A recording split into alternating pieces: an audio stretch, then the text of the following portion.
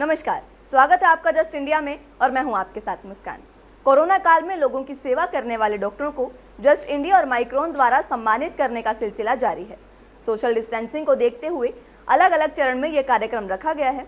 Just India के studio में आयोजित इस कार्यक्रम के तीसरे दिन प्रमुख रूप से SMO doctor Ramanjeet Kaur, doctor Vikas Siwach, doctor Satish Gulati, doctor RK Paruthi, doctor Ashish Goyal, doctor Manoop Kumar और डॉक्टर दिव्या आहूजा को सम्मानित किया गया। कार्यक्रम के मुख्य अतिथि रहे PGI के vice chancellor doctor OP Kalra ने कोरोना काल में डॉक्टरों की भूमिका की प्रशंसा की। साथ ही डॉक्टरों ने कोरोना काल में किन परिस्थितियों में वो मरीजों का इलाज कर रहे हैं, इस संदर्भ में अपने अनुभव साझा किए। जस्ट इंडिया के editor in chief Shiv Kumar Sharma और माइक्रोन कंपनी की वाइस चेयरमैन श्रीमती पूनम विक और श्रीमती निदिमा विक ने मुख्य अतिथि PGI के vice chancellor doctor OP Kalra को सम्मानित किया। कार्यक्रम का संचालन श्रीमती वीना कौशिक कर रही हैं। आइए हम आपको दिखाते हैं ये खास इवेंट। जो कार्यक्रम पिछले 3 दिनों से आप तक पहुंचाया जा रहा है वो माइक्रोन पृथ्वी फाउंडेशन के सौजन्य से आप सभी देख रहे हैं कि ये आज की तीसरी कड़ी है। जैसा कि हम पहले भी कई बार बता चुके हैं कि माइक्रोन पृथ्वी फाउंडेशन ने भी इस मुहिम में बढ़ चढ़कर अपना हाथ बढ़ाया और ज़्यादा से ज़्यादा लोगों तक सहायता पहुंचाने की कोशिश की। लगभग 58,000 से ज़्यादा लोगों को खाना पहुंचाने की कोशिश की और जो ज़रूरतें थी, जिस समय मेडिकल की ज़रूरत थी, वो भी उन्हें उपलब्ध कराई गई और जो पलायन कर रहे थे मज़दूर, उन्हें भी जहां जाने की ज़रूरत थी उन्हें यातायात पे उपलब्ध कराए गए। हमारे मुख्य अतिथि हैं डॉक्टर OP कालरा जी, जो कि PGIMS के वाइस चांसलर हैं। जब ये स्थिति आपके शहर में आई, आप चारों तरफ से महसूस कर रहे थे, कैसे करें, क्या क्या चुनौतियों का आपने सामना किया उस समय? हम सब जानते हैं कि इस वक्त पूरा विश्व कोरोना की चपेट में है और नवंबर के महीने में 2019 में जब इसका पहला केस रिपोर्ट हुआ था और जनवरी में ही ये पता चला कि हिंदुस्तान भी इसकी चपेट में आ सकता है, तो हिंदुस्तान में पहला केस आने से कुछ दिन पहले ही PGIMS में हमारी यूनिवर्सिटी में एक मीटिंग की गई, जिसमें जो हमारे पास जो तैयारियां हैं उसका जायज़ा लिया गया कि ये वायरस अगर हिंदुस्तान में आता है और हमारे यहाँ के जनता इससे अफेक्टेड होती है तो हमें क्या क्या तैयारी करनी चाहिए और क्या क्या कमियां हैं जिसको हम पूरा कर सकें। ये सब तैयारियां सर आपने 24 मार्च के पहले ही कर ली थी? ये हमने जनवरी में ही मीटिंग की थी और जनवरी फरवरी में एक बार फिर मीटिंग की हमने और उस वक्त हमने ये सोचा कि यहाँ पर एक अलग हॉस्पिटल की ज़रूरत पड़ेगी। हमारा इस समय सबसे इम्पोर्टेंट हॉस्पिटल जो ट्रॉमा सेंटर है, जो 2.5 साल पहले करीब शुरू किया गया, उस वक्त ये फैसला किया गया ये ट्रॉमा सेंटर को हम पुराने इमरजेंसी के साथ ही मिक्सअप कर देंगे और पूरा का पूरा ट्रॉमा सेंटर, जहाँ पर हमारे पास हर बेड के ऊपर इंटेंसिव केयर फैसिलिटी है, हर बेड पर सेंट्रल ऑक्सीजन सक्शन लाइंस हैं, इंटेंसिव केयर यूनिट भी उसके अंदर ही है। आज से करीब 3 साल पहले रोटरी क्लब ने एक प्लाज्मा फेरेसिस की मशीन यहाँ पर डोनेट की थी।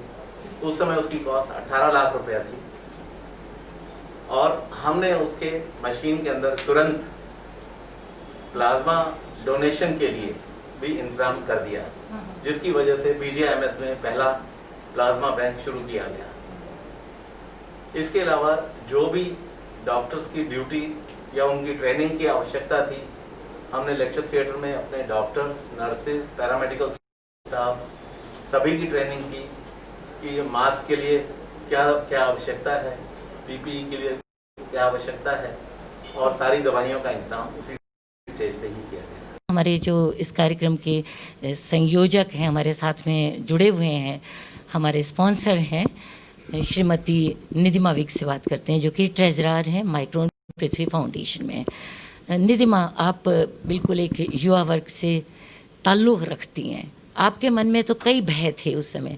एक तो परिवार की चिंता कि परिवार बाहर निकला हुआ है, घर में छोटे छोटे बच्चे हैं और किस तरह से हम लोगों की मदद के लिए आगे आएँ। क्या थोड़ा बहुत भय था या डर था या फिर ये था कि हमें तो लोगों की सेवा करनी बहुत ही कश्मकश भरा और बहुत ही मुश्किल टाइम था।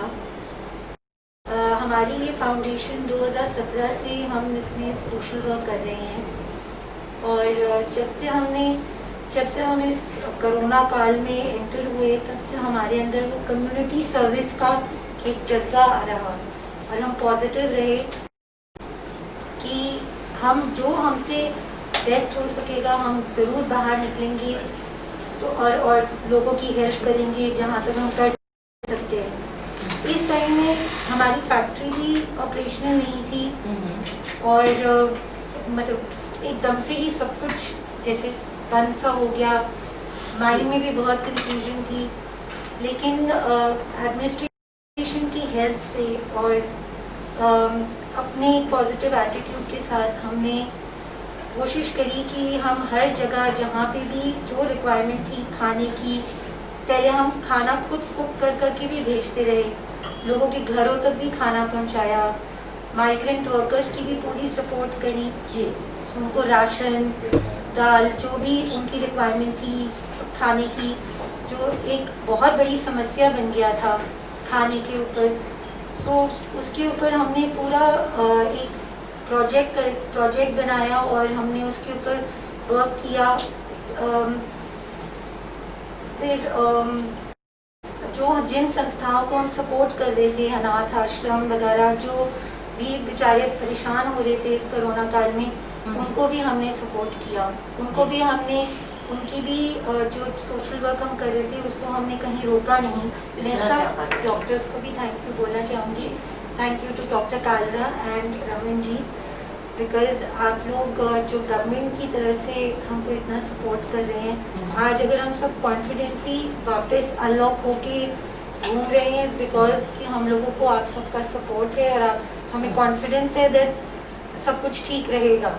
अब हम आपका तारुफ कराते हैं डॉक्टर अनूप मित्तल से, जो कि नोबल हॉस्पिटल से हैं। डॉक्टर साहब, आपका स्वागत है।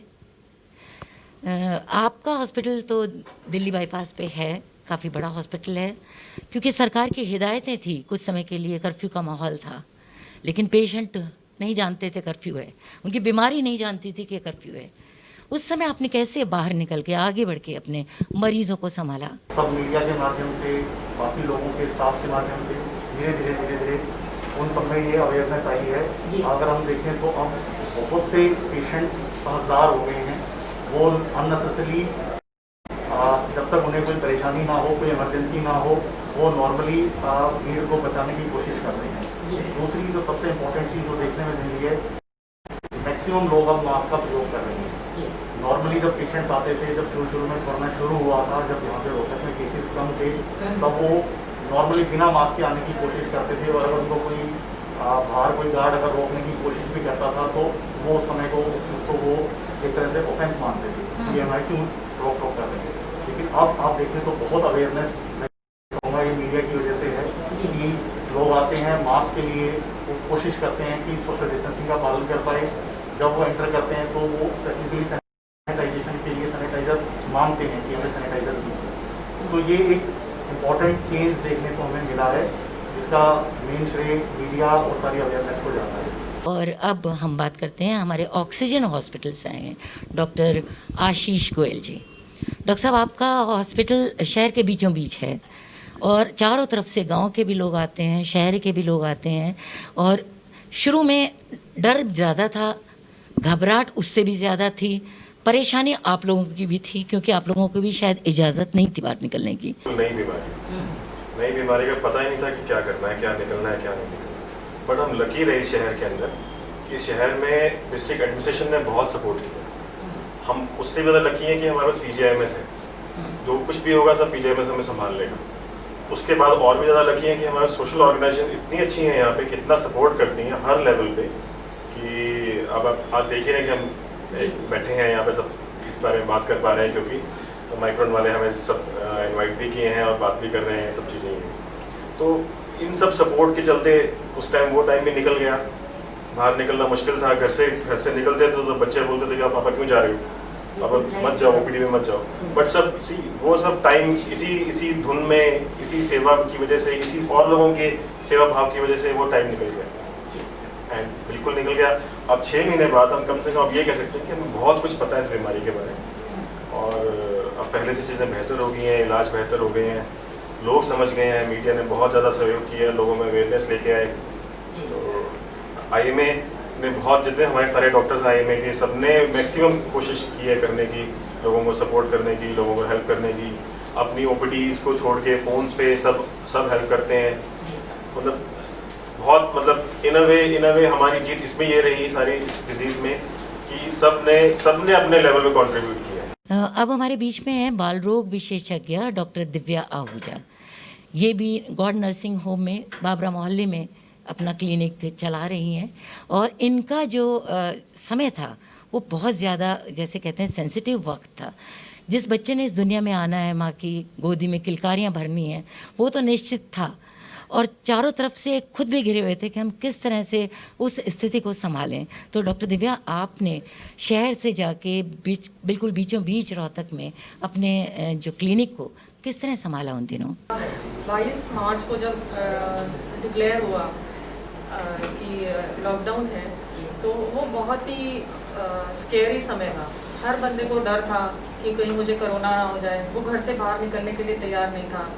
पर बच्चा अगर बीमार हो जाए तो पेरेंट्स क्या करेंगे? वो भी बाहर आने को तैयार नहीं है और बच्चे को तो बिल्कुल ही नहीं लाएंगे। और जो नवजात बच्चा आ रहा था उसका भी कुछ नहीं कर सकते। हाँ जी, वो बहुत ही सेंसिटिव है अपने बच्चे के लिए, बहुत ही कॉन्शियस है, बहुत ही कंसर्न थे। तो वो आना भी नहीं चाहते थे और दवाई भी चाहिए, तो कैसे करें? तो हमने टेली कंसल्टेशन शुरू किया। हमने उन्हें टेलीफोन पे कंसल्टेशन देनी शुरू की और उन्हें ये बताया कि अगर अल्टीमेट नीड है, अगर कोई इमरजेंसी सिचुएशन होती है तभी आप हमारे क्लिनिक आएँ, नहीं तो हम आपको फ़ोन पर ही परामर्श देंगे। और वो भी आपने निःशुल्क सुविधा? बिल्कुल, हमने निःशुल्क दिए, क्योंकि मैं ये समझती हूँ कि इतने दिनों से जो पेशेंट मेरे पास आ रहा है उसका मेरे ऊपर पूरा हक है। अगर मैं उसको इस समय में भी मदद नहीं कर सकती तो कोई फ़ायदा नहीं है। ये मेरी ड्यूटी बनती है कि जो इतने दिनों से मैंने उसको उसकी प्रॉब्लम सॉल्व की है, उसका मर्ज ठीक किया है, तो इस समय में भी करूँ, ये मेरा फ़र्ज़ है। इसीलिए आप कोरोना वॉरियर्स कहा रहे हैं। जी। हमारे अगले मेहमान हैं डॉक्टर सतीश गुलाटी। पुराने 40 वर्षों से इनकी प्रैक्टिस चल रही है भारत नर्सिंग होम में। ये अपने मरीज़ों को किस तरह से इस कोरोना काल में उन्हें समझा भी रहे थे, बुझा भी रहे थे। खुद भी थोड़ा उम्र का इनको अपना डर था, क्योंकि कहते हैं कि बच्चों को और थोड़ी बड़ी अवस्था में इस बीमारी का ज़्यादा खतरा था।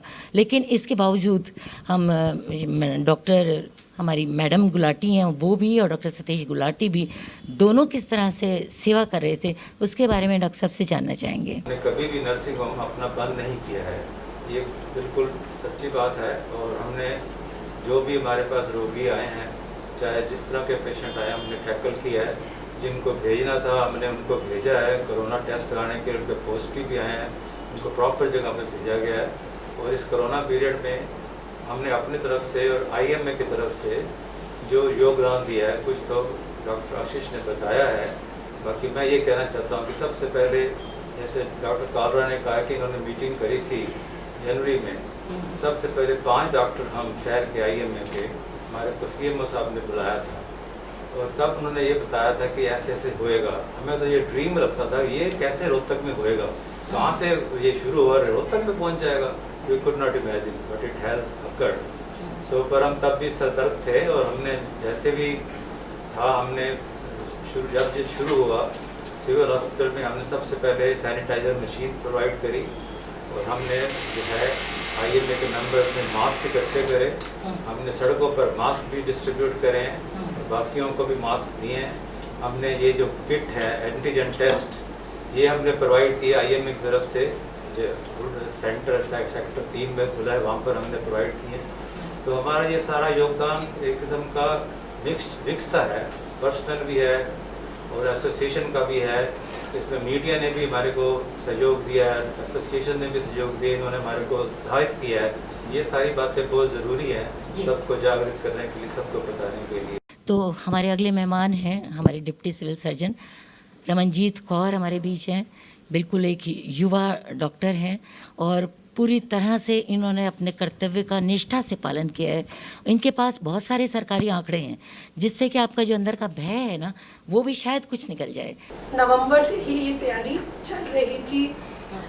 एक छोटे छोटे गांव में जहाँ भी हमारी CHC PHC थी, वहाँ पर हमें जगह ढूंढनी थी कि जैसे ही मरीज आने शुरू होंगे, इन्फेक्शन आएगा तो उनको कहाँ रखा जाएगा, कैसे रखा जाएगा, क्योंकि सब ये जो था ये बाहर से आ रही थी, तो उसके लिए बाहर से आ रही थी, अनजान चीज थी, और क्वारंटाइन सेंटर्स बनाने बहुत ज़रूरी थे। उस समय इतना ही पता था कि इसका इंक्यूबेशन पीरियड 14 डेज का है, तो उस हिसाब से 28 दिन तक जो है उसका डबल टाइम होता है, हमें आइसोलेट करके रखना है। वो कैसे किया जाएगा, तो डीसी सर के साथ, एडीसी सर के साथ पीजीआईएमएस में काफ़ी सारी मीटिंग्स हुई कि कहाँ पे और कैसे ये क्वारंटाइन सेंटर्स बनाए जाए, क्योंकि जितने भी बाहर से आने वाले लोग थे उनको पहले तो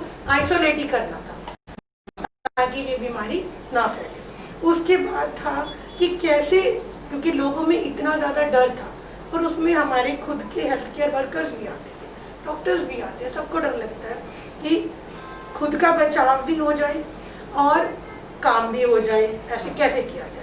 उसके लिए हर चीज़ चाहिए थी, ट्रेनिंग चाहिए थी, उसके लिए हमारे को पूरा एसओपी के हिसाब से पर्सनल प्रोटेक्टिव इंस्ट्रूमेंट्स चाहिए थे, स्पेसिफिकली मास्क और पीपीई किट्स, उनकी वैल्यू बहुत ज़्यादा थी। मैं डीसी परचेज कमेटी की भी सदस्य थी उस समय, मैंने as a district surveillance officer भी थी, तो मैंने तो बिल्कुल वहाँ से देखा है कि कैसे कैसे जिसे कहते हैं छोटे छोटे कणों को मिला करके ये मुहिम चलाई गई और इसमें हम सक्सेसफुल भी हैं। वो मैं आपको इस हिसाब से बता सकती हूँ कि जो हमारा पॉजिटिविटी रेट है वो 4.5% है रोहतक का, और जो हमारा टेस्टिंग रेट है वो हरियाणा में सबसे ज़्यादा है, दैट इज 6.5%। हमारी 10 लाख करीबन 62,000 की पॉपुलेशन है, और आज तक जो है हमारे जो आंकड़े बताते हैं हम 12 लाख से ऊपर टेस्ट कर चुके हैं। और अब हमारे अगले मेहमान डॉक्टर आर के परूथी, ईएनटी के मशहूर डॉक्टर, जज्जर रोड पर इनका क्लिनिक, आंख नाक कान गले से संबंधित हर रोग की देखभाल करते हैं।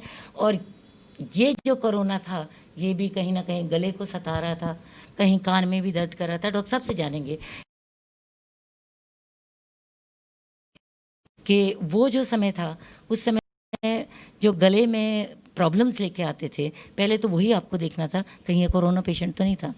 सबसे ज़्यादा डर ईएनटी के था, गले में इन्फेक्शन हो गई या जुकाम होगा तो कहीं कोरोना ना हो, और हमने फुल प्रिकॉशंस लेके बड़ी हिम्मत करके हमने डर के माहौल में ओपीडी स्टार्ट किया। सबसे ज़्यादा पेशेंट हमारे पास गले के, क्योंकि वो सबसे बड़ा डर था कि गले में ही स्टार्ट होता है, गले में खराश, दर्द होना या बुखार होना। तो हम लोग पहले बाहर से स्क्रीनिंग करके पेशेंट की थर्मल स्क्रीनिंग करके, अगर हमें थोड़ा सा भी डाउट होता है जैसे कोई जुकाम है या बुखार है, तो हमें सबसे पहले सिविल सर्जन को रिपोर्ट करनी होती थी कि सबसे पहले उनको एक कोरोना टेस्ट, क्योंकि लोगों को फोबिया बहुत था कि टेस्ट में डर लगता था। तो मैंने कहा टेस्ट करवा के, उसके बाद कोई दिक्कत नहीं है, अगर वो कोई कोरोना नहीं है तो विल गो फॉर दैट। तो एक नॉर्मली पेशेंट हम लोग एक फ़ोन नंबर दे रखे थे, हेल्पलाइन नंबर वहाँ पर सिविल सर्जन ने, तो हम इमीडिएटली बाहर से हमारी स्क्रीनिंग होती थी, उनका मोबाइल नंबर लिया पेशेंट का और इमीडिएटली हमें इन्फॉर्म कर देना है सिविल सर्जन को, इस तरह का पेशेंट है और गला खराब है। अगर उसको टेम्परेचर नहीं है, अगर ज़्यादा प्रॉब्लम नहीं है और सिर्फ हल्का वायरल इन्फेक्शन है या इन्फ्लुएंजा है, जो थोड़ा सा बाहर से स्क्रीनिंग में आइडिया हो जाता था, then we take the patient inside, वो भी इनसाइड किया with full precaution with the sheet all over the clinic and patient will see the through the sheet. अब हमारे बीच हैं डॉक्टर विकास सिवाच। सब जानते हैं सिवाच हॉस्पिटल बहुत पुराना अस्पताल, डॉक्टर सिवाच का भी काफ़ी नाम रहा है, उनके साथ इनके दोनों पुत्र भी वहीं पर उसी हॉस्पिटल में काम कर रहे हैं। डॉक्टर साहब, आप एक बिल्कुल युवा ऊर्जावान डॉक्टर हैं और आपने सुना है कि 1 मिनट के लिए भी अपने आप को अपने मरीजों से दूर नहीं रखा। किस तरह से आपने संभाला वो वक्त? आज बैठ के सोचें तो ये संभव इसीलिए हो सका क्योंकि ये एक टीम वर्क था। जैसा अब तक बात हुई उसमें डॉक्टर्स के साथ साथ एडमिनिस्ट्रेशन, सोशल ऑर्गेनाइजेशंस, मीडिया, सब ने मिलके किसने कम किया किसने ज़्यादा, उससे ज़्यादा ज़रूरी ये था कि सब ने इसमें एक पॉजिटिव कंट्रीब्यूशन किया। सब ने अपनी तरफ से जो भी बन सकता था निस्वार्थ भाव से वो किया।